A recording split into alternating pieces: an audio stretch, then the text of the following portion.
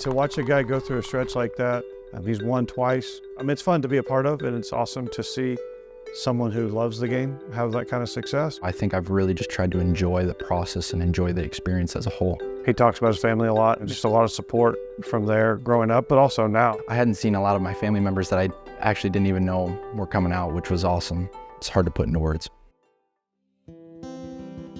I've often said that most kids will sleep with like a stuffed animal or a blanket when they're little. I think Jack slept with his first real golf club that we ever got him, and it's not a lie. He just was so excited to actually have real clubs. I started picking up a golf club at 2. My aunt got me my first golf club, and I went to my grandparents' house, and my grandpa went and played every day, so I followed him along. Mickey would pick him up from my mom and dad's after daycare, so to speak, with my mom and dad. They would call me up on the way home. Jack would get on the phone, and he'd say, "Hi, Dad." I'd say, "Hi, Dad, want to go golfing?" And I'd be like, "Sure, we'll go golfing." So we would go to the golf course 2 to 3 hours every night. I always knew what their driving range was, and putting and chipping with my dad and grandpa. I think I just fell in love with the game kind of that way, just enjoying it. If we had to leave an hour early or something like that, he'd start crying. So he was very serious from a very young age.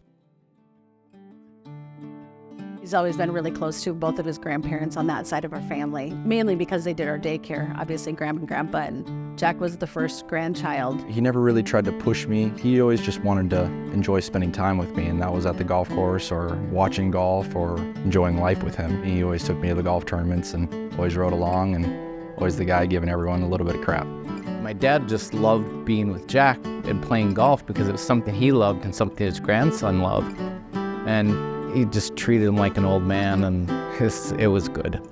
My Grandpa Richard was awesome. I've had the number 27 for the last 2 years, and that's to commemorate him. He was born in 1927, so I'm just always trying to remember him, and the one that helped me fall in love with the game, and miss him to this day. But by the time he hit middle school, he was all in.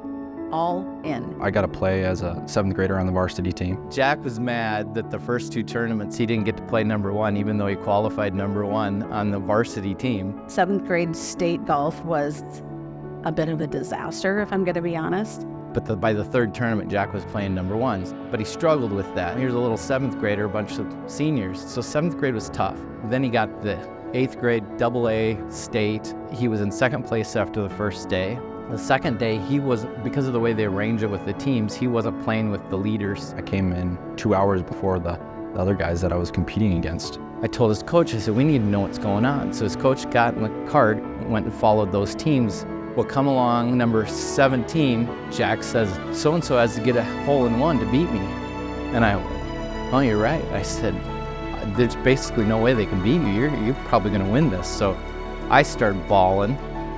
Pretty proud of an 8th grader to win the state AA tournament. It made me realize that I can do that. Like, I can go play the game versus these big guys.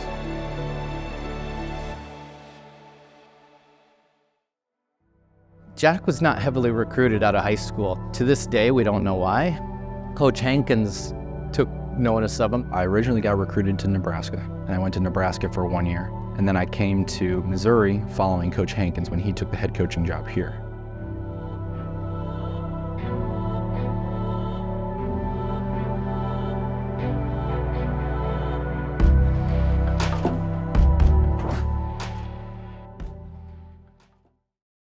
The first time I ever saw Jack play was when we were here. I just knew that he had improved a lot. Every year it seemed like he got a little bit better, and he had a really nice summer, had played well in some big events, and so it seemed like he was moving in the right direction for sure. I was always very happy with winning tournaments and stuff like that, but I always felt like I had to do more, prove more, and stuff like that. And I think Coach Milliken has done a great job in helping me realize that I don't need to prove myself anymore, that I've done all this, I've had success. Go look at the resume, realizing how much success I've had has been this last year in senior golf.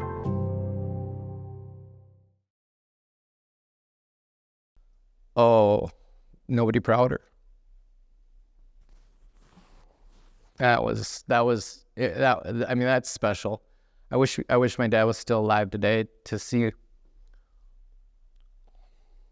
He's top 50 in the world right now. That's phenomenal. Sorry.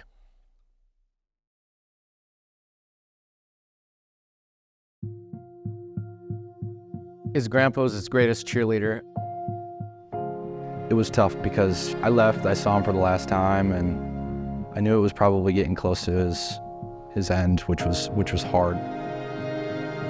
And Jack to this day can't look at his obituary. It hasn't quite hit me, just because I've been so busy. He was not able to come back for his funeral, and he was devastated. When I go home, it's definitely a little harder just because, yeah, I want to go see his gravestone and stuff like that, but I just, physically, I can't yet. He misses his grandpa. I don't believe he's gone yet because he meant so much to me.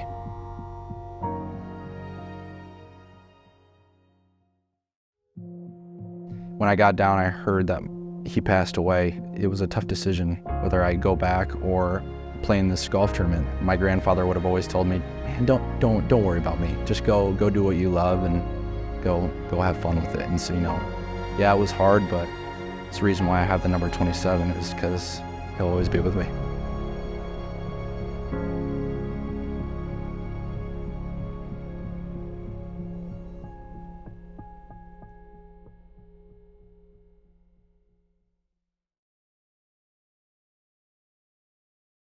As a senior, this is your last go-around on this course, like an official tournament. Does that feel weird at all, after being here for 3 years? Definitely.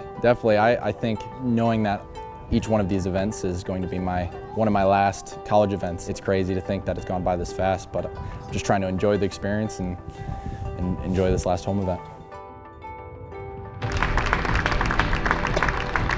He's a great example of the guys here of good ways to balance school and the entire life of being a college student athlete. He's also just a great example long-term of just what people can be at Mizzou. Because if you come here and put everything you really have into it and you give your full effort into all the things that you are going to tackle each day for 4 years, you can be as good as anybody in the country or the world for that matter. And I'm really proud of what he has accomplished as an athlete, but what I'm most proud of is what a good person he is, because he will be Jack Lundin his whole life. He will be Jack Lundin, the golfer, for as long as he can be, but when it comes down to it, that is just one aspect of who he is, and he is an incredibly good person. So that makes me really proud as his mom. I'm just proud of the grades he's gotten, the achievements he's done, how responsible he is. He's just a good all-around kid. He's my son. Where I am now and how I'm competing now is just showing that, yeah, this hard work is paying off. Almost a relaxing feeling, which has been nice. I have a lot ahead of me with pro golf and stuff like that, and so I think it's just trying to enjoy this process right now and just really trying to fall in love with the game again, or even more.